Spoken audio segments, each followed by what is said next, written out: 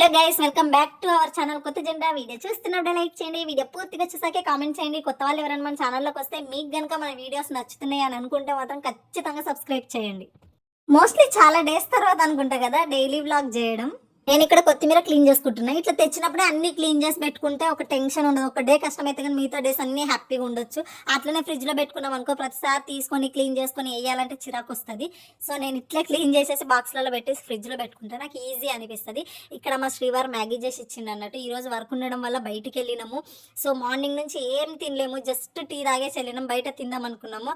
100 rupees చెప్తున్నారు, 80 rupees చెప్తున్నారు. అనవసరంగా ఎందుకు వచ్చిన తలనొప్పి. ఇంటికి మ్యాగీ తీసుకెళ్తే 20 రూపీస్లో తినొచ్చు అనేసి మ్యాగీ కుక్ చేసుకొని తింటున్నాము. అండ్ మోస్ట్లీ నేను అప్పుడు చెట్లకు అన్ని ఆకులు తెంపేసిన. ఒక సిస్టర్ కూడా కామెంట్ పెట్టింది, అమ్ము నువ్వే మళ్ళీ వచ్చి చెట్లకు ఆకులు వచ్చినాయని వీడియో పెడతావు చూడాను. నిజంగానే నిజమైపోయింది. చూడండి, అన్ని చెట్ల కొత్త కొత్త ఆకులు అన్నీ వచ్చినాయి. నేనైతే చాలా చాలా హ్యాపీ. ఆమె బాగా చెప్పింది. నిజంగా thank you so much. Weekly once కంపల్సరీగా బెడ్షీట్స్ వాష్ చేస్తాను. మీ అందరికీ తెలుసు, ఎవ్రీ ఫ్రైడే వాష్ చేస్తూ ఉంటాను. ఈ రోజు శ్రీవారి ఇంటి దగ్గర ఉన్నారు కాబట్టి సర్లే ఆ బెడ్షీట్ ఒకటి నేను వాష్ చేస్తాను, వాష్ చేయకని చెప్పి చాలా మంది చాలాసార్లు చెప్పారు, నువ్వు బెడ్షీట్ వాష్ చేయొద్దు, మిగతా బట్టలని వాష్ చేస్తున్నావు సార్, అది కరెక్ట్ కాదని చాలా మంది చెప్పారు. వాషింగ్ మిషన్ తీసుకోండి అని కూడా చెప్పారు. చూద్దాం, మంచిగా దేవుడి దయ వల్ల యూట్యూబ్ నుంచి బోల్డ్ డబ్బులు రానని బ్లెస్సింగ్ చేయండి. ఇంకా వాషింగ్ మిషన్ కొనేసుకుందాము. అప్పటిదాకా తప్పదు. ఈయన ఇంటి దగ్గర ఉంటే ఎంత పని అయినా చేస్తాడు, నాకు చేయడు అనేది ఏమి ఉండదు. బట్ ఆయన డ్యూటీలో ఉంటాడు కదా, ఇంకా ఆ వరకు ఈ వరకు అయితే రెండు చేయి ఇవ్వను. అంటే అక్కడ వర్క్ చేసి వచ్చి ఇంట్లో వర్క్ చేయని నేను చెప్పను. ఇంట్లో ఉంటే ఏదైనా హెల్ప్ చేస్తా అంటే చేయి, అంతే తప్పితే రెండు వర్కులు ఎవరికైనా చెప్పదు. ఆయన కూడా మంచిగా కదా పాపం అని చెప్పేసి హెల్ప్ అయితే చేస్తా అంటాడు. సర్లే ఈ రోజు నేను బెడ్షీట్ ఉతుకుతా అని చెప్పేసి హెల్ప్ చేస్తున్నాడు గైస్. బెడ్షీట్ ఒక్కటే ప్రాబ్లం అవుతుంది every week, but weekly once wash చేయకపోతే నిద్ర కూడా పట్టదు గైస్. నాకు ఏమో ఈ ఓసిడి పిచ్చింది. అక్కడ ఆయన అవి వాష్ చేస్తుంటే నేను ఇక్కడ బట్టలు వాష్ చేస్తున్నాను అన్నట్టు. మా దగ్గర డైలీ బట్టలు ఉంటాయి కదా, 2 డ్రెస్సులు ఉంటాయి గైస్. ఆయన కూడా ఇప్పుడు వెళ్తున్నాడు, వర్షంలో తడిచిపోయి వస్తాడు. మళ్ళీ రిపీట్లో చాలా బట్టలు ఉంటాయి. డైలీ వాష్ చేసినా సరే డైలీ బట్టలు అయితే మస్తు ఉంటాయి గైస్. తప్పదు ఈ బట్టలు ఉతికేదాకా. సో అందుకని చెప్పేసి ఆయన బెడ్షీట్ వాష్ చేస్తుంది కదా సైడ్ అని చెప్పేసి ఇటు సైడ్ నేను బట్టలు వాష్ చేస్తున్నాను.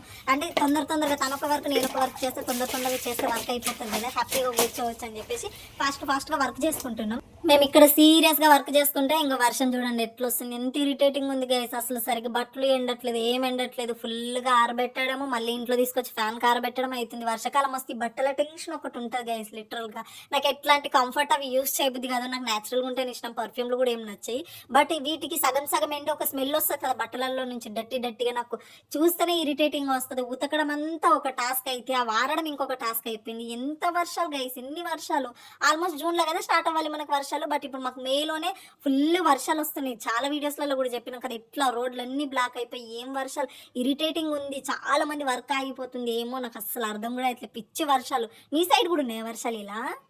బట్ ఈ వర్షంలలో వేడి టీ అండ్ మిర్చి బజ్జీలు కాంబినేషన్ బాగుంటుంది గైస్, బాగుంటుంది. టేస్ట్ కూడా సూపర్ అంటే సూపర్ ఉంటుంది, భలే నచ్చుతుంది కదా. అండ్ ఆల్మోస్ట్ మేము బన్నులు తీసుకొచ్చినాం కదా, బన్నులలో ఎగ్గేస్తారంట. ఆ విషయం తెలియదు, ఎగ్గేస్తారని చెప్పేసి ఆ బన్నులు కూడా తినట్లేదు గైస్. తెలియక ముందు తిన్నాము, అంటే అందులో ఎగ్గేస్తారన్న విషయం మాకు తెలియకుండా తిన్నాము. అండ్ ఇప్పుడు ఆ బన్నులు కూడా తినట్లేదు. But bun tea combination, oh my God, చాలా అంటే చాలా బాగుంది. నాకు బాగా నచ్చింది, మస్తు నచ్చింది నాకు.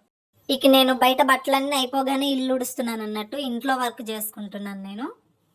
ఇల్లు మొత్తం ఊడ్చేసి క్లీన్గా ఇంకా మాప్ వేసేసి ఉండాలన్నట్టు. మాప్ నేను డైలీ వేస్తాను, అంతే. ఇట్లా మరకలు పడేంత వరకు నేను వెయిట్ చేయను. ఒకవేళ ఇంట్లో పని అంతా అది అయిపోయింది అనుకో, చిన్నగా ఎక్కడన్నా మరక అనిపించినా సరే మళ్ళీ మాప్ వేస్తూ ఉంటాను నేను. సో అంత డట్టిగా ఏం ఉండదు. మా ఇల్లు అయితే నీట్గానే ఉంటుంది. ఎప్పటికప్పుడు నేను క్లీన్గానే పెడతాను, అట్లా పిచ్చి ఉంచాను. ఎక్కడైనా ఏదైనా మరకుంటే నా కళ్ళన్నీ దాని చుట్టుకే పోతాయి. ఇక ఇంట్లో వర్క్ అంతా కంప్లీట్ చేసేసుకొని ఇంకా బట్టలన్నీ ఉన్నాయి. కొద్దిగా వర్షం తగ్గింది, సర్లే అని చెప్పేసి ఇంకా పైన తీసుకొని వెళ్ళాను. చూడండి ఈయన స్టంట్లు ఎట్లా చేస్తుంది చూడండి. ఇప్పుడే వాన పడి వెలిసింది, మొత్తం ఎట్లా పడుతుంది. వ్యూ చూపిస్తాం మీకు. సూపర్ అంటే సూపర్ ఉంది. ఒకసారి వ్యూ చూడురే ఎట్లుంది అన్నది. వర్షం పడి ఆగిపోయినాక నేచర్ చూడండి గైస్, ఎంత బాగుంది, ఎంత క్యూట్గా ఉంది కదా. నాకైతే ఫుల్ అంటే ఫుల్ నచ్చింది, మస్తు అనిపించింది. ఇట్లా చూస్తుంటే ఒక హెవెన్ అనే ఫీల్ వచ్చింది. అది నిజంగా ఆ క్లౌడ్స్, ఆ వెదర్ ఇచ్చిపడు ఫుల్ గాలి వచ్చి అక్కడక్కడ లైట్గా ఎండ వచ్చేసి చాలా అంటే చాలా బాగుంది చూడడానికి. లిటరల్లీ చాలా బాగుంది. ఆయన పైనుంచి వీడియో తీస్తాను ఇవ్వనంటే ఏమోలే ఊరికి స్టంట్లు చేస్తున్నాను అనుకున్నాను. తర్వాత ఈ వీడియో చూసాక oh my God, made my day అని చెప్పేసి ఆ ఫీల్ అయితే వచ్చింది. చాలా అంటే చాలా బాగుంది, చాలా బాగా నచ్చింది కూడా నాకు. లిటరల్లీ ఎంత క్యూట్ ఉంది చూడండి. ఇంత క్యూట్ మూమెంట్ చూసేసి ఇంకా ఫుల్గా బట్టలన్నీ ఆరబెట్టేసినాము. మొత్తం బట్టలన్నీ ఆరబెట్టేసినాం. చెప్పుకుంటున్నాం వర్షం రావద్దు కొద్దిగా ఏమన్నా ఆరే వరకన్నా రావద్దు అనుకుంటున్నాం. కానీ ఫుల్గా వర్షం వస్తుందా ఏంటో తెలియదు మరి. బట్ మేమైతే అనుకుంటున్నాం వర్షం రావద్దు అని చెప్పేసి. బట్టలను ఉతికింది నేను, ఆరబెట్టింది నేను, క్లిప్పులు పెట్టింది నేను. బట్ ఆ బకెట్స్ అవన్నీ పట్టుకొని మా వాడు చూడండి ఎట్లా వస్తుంటాడు. అమ్మో అన్న ఇన్ని బట్టలు ఉతికిరా అని అనుకో. లేదు గైస్, ఓన్లీ బెడ్షీటే ఉతికింది, బట్టలే ఉతకలేదు, నేనే ఉతికిన ఇడియట్ ఉన్నాడు. ఇది ఒక్కటి ఉతకడానికే సార్కి మస్తు టైం అయింది. అలవాటు పోయిందంట చెప్తున్నా, మమ్మీగా ఉతకట్లేదు కదా అలవాటు పోయింది అన్నాడు. బట్ స్టార్టింగ్ మొత్తం బట్టలన్నీ మా ఆయనే ఉతుకుతుండే, నాకు బట్టలు ఉతకడం రాకుండే కదా, ఆయనే ఉతుకుతుండే. ఇంకా నేను ఎప్పుడైతే నేర్చుకున్నానో ఇంకా సార్ రాకొచ్చిండు అన్నట్టు బట్టల దగ్గరికి. అయినా ఆయనకు టైం ఎక్కడ ఉంటుంది గైస్, టైమే ఉండదు. అటు ఇటు పరుగున చేస్తూ ఉండాలి, సారీ వెళ్తూ ఉండాలి. కాబట్టి ఆయనకు అసలు టైమే ఉండదు పాపం. ఇక్కడ ఇంకా నేను స్లిప్పర్స్ వాష్ చేసుకుంటున్నా. చాలా డేస్ అయింది, ఫుల్గా వర్షం పడి డట్టీగా అయింది. అందుకే స్లిప్పర్స్ అన్ని వాష్ చేద్దామని చెప్పేసి ఫిక్స్ అయిపోయి వాష్ చేసుకుంటున్నాను నేను ఇక్కడ. నా స్లిప్పర్స్ గురించి ఏమో చెప్తాడంట గైస్, వినండి. నేను చెప్తా అంటుండే. సరే చెప్తా అని చెప్పేసి నేను అంటున్నా. కూర్చొని చెప్తాడు, ఆగండి. ఇవేమో బట్టలు ఉతికేటప్పుడు, బయట పని చేసేటప్పుడు ఇవన్నీ వాడుతుంది. ఇదేమో షాప్కి పోయేటప్పుడు, బయట చిన్న పనులు ఉన్నప్పుడు అటు వాడుతుంది. ఇవేమో ఇక ఎక్కువ దూరం పోయేటప్పుడు, ఏదైనా ఊరుకోదామంటే, ఆడికిడుకోదామంటే ఇవి వేసుకుంటుంది. నా దగ్గర మొత్తం ఎన్ని చెప్పులు ఉన్నాయి చెప్పు? ఇప్పుడు 3 జతలు ఉన్నాయి. ఇంకా ఇంట్లో ఒక జత ఉంది అంతే. ఒక షూస్ ఒకటే. ఎన్ని చెప్పులు ఉన్నాయి? 5 చెప్పులు ఉన్నాయి. నీ దగ్గర ఎన్ని చెప్పులు ఉన్నాయి? నా దగ్గర 2. ఒక షూస్. నీ దగ్గర 3, నా దగ్గర 5. అంటే చిన్నగా ఉన్న వాళ్ళకి ఎక్కువ ఉండాలి. చిన్న పాప, అమ్మ పాప విన్నారు. ఇవి నా చెప్పులు గైస్. ఒకరోజు నా స్లిప్పర్స్ కలెక్షన్ చేస్తా. ఇంకొక 2 కూడా ఉంటాయి ఇంట్లో, అవన్నీ చూపించి చేస్తా. లేకపోతే నువ్వు టీ పెట్టుకొని వాష్ చేస్తా. ఇదే కదా ఇక నువ్వు మళ్ళీ బయట వాష్ చేస్తావు. నీ చెప్పులు కూడా తెచ్చదుండ వాష్. ఎంత వాష్ చేసినా మళ్ళీ గంటే అయితే బయట తిరుగుతావు ఎక్కువ. చాలు. ఎంత బాగున్నాయి నా బుడ్డి చెప్పులు. నా చెయ్యి కూడా ఉంటుంది. రోల్ చేయకుండా కడుగు. షూ ఉందిగా, ఇదే బ్రష్ అయ్యి.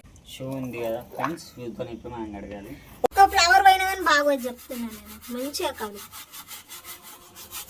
బిఫోర్ ఆఫ్టర్ అని చెప్తా. అందరు 10/10 ఇవ్వాలి, మంచిగా కడగాలి, సరేనా?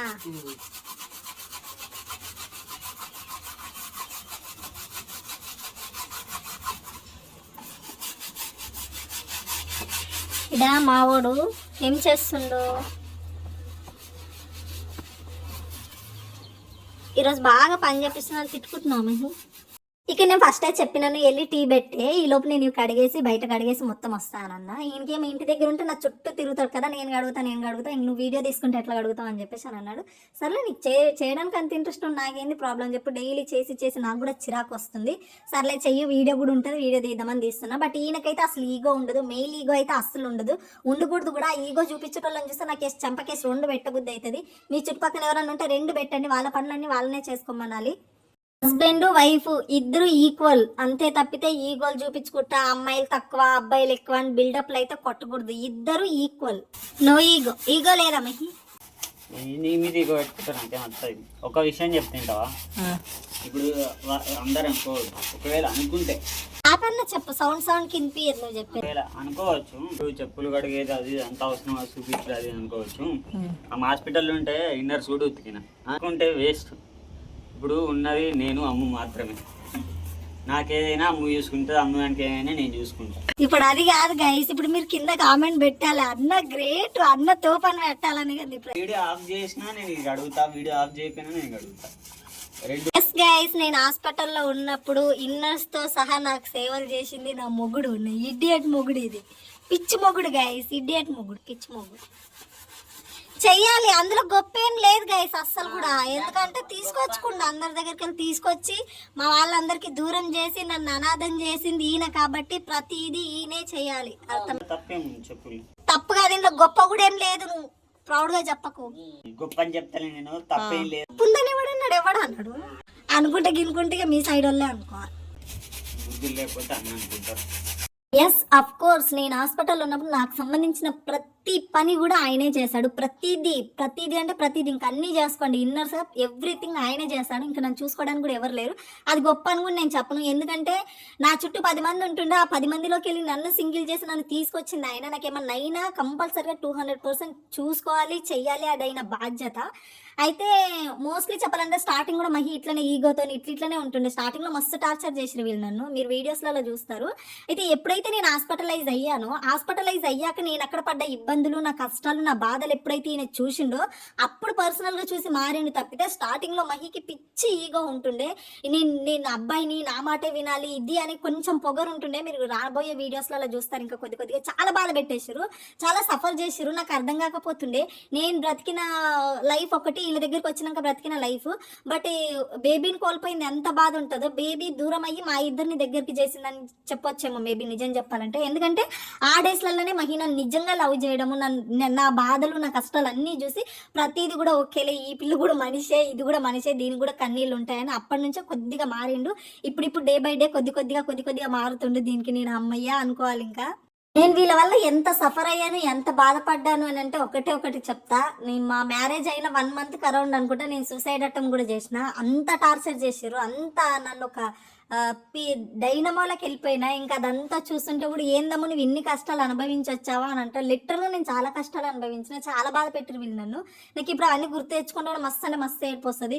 ఇప్పుడు ఈయన మారుతున్నా నేను అదే చెప్తాను. నువ్వు ఎంత మారినా ఎన్ని చేసినా నువ్వు పెట్టిన కష్టాలకు ఇదైతే వర్తే కాదు మహి.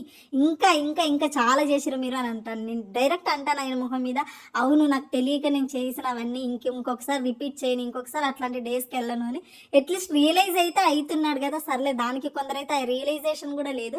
బట్ ఈయన రియలైజ్ అవుతాడు కదా, దానికే హ్యాపీ అనిపిస్తుంది. బట్ చాలా అంటే చాలా సఫర్ చేసి గైస్. చాలా అంటే చాలా బాధపడ్డాను నేను. నా లైఫ్ మీకు ఒక ఎక్స్పీరియన్స్ అవుతుంది. అండ్ ఆ వీడియోస్ అన్ని చేద్దామంటే ఈయన నాకు కరెక్ట్గా సపోర్ట్ చేయట్లేదు గైస్. ఇంటి దగ్గర ఉంటే అబ్బా ఇప్పుడు మళ్ళీ వీడియో అంటే మళ్ళీ బ్యాక్ వెళ్తే అదంతా గుర్తొస్తే ఏడుపు వస్తే తలనొస్తుంది. ఇప్పుడు వద్దు అని డిలే చేస్తున్నాడు. ఏ రోజు పోస్ట్ చేస్తానో నాకు తెలియదు. కానీ పార్ట్ 5, పార్ట్ 6 అవన్నీ చూస్తే లిటరల్గా చాలా ఏడుస్తారు. అసలు ఆడపిల్లలాగానే పుట్టొద్దురా బాబు అనిపిస్తారు. అన్ని కష్టాలు నావన్నీ సినిమా కష్టాలు అని చెప్పాను కదా. సినిమాల కంటే సీరియల్ కంటే ఎక్కువ ఉంటాయి నా లైఫ్లో కష్టాలు. సో ఆ పాటలన్నీ చూస్తే మేబీ ఎవరైనా పెళ్లి కాని వాళ్ళు చూస్తే మాత్రం మీకు ఒక గుణపాఠమే అవుతుంది ఖచ్చితంగా చెప్తాను. నేనైతే లవ్ మ్యారేజ్, అరేంజ్డ్ మ్యారేజ్ కదా, అసలు పెళ్ళే వద్దని చెప్తాను నేనైతే. ఇది నా బుడ్డి వ్లాగ్ ఎలా అనిపించిందని కామెంట్ చేయడం మర్చిపోవద్దు.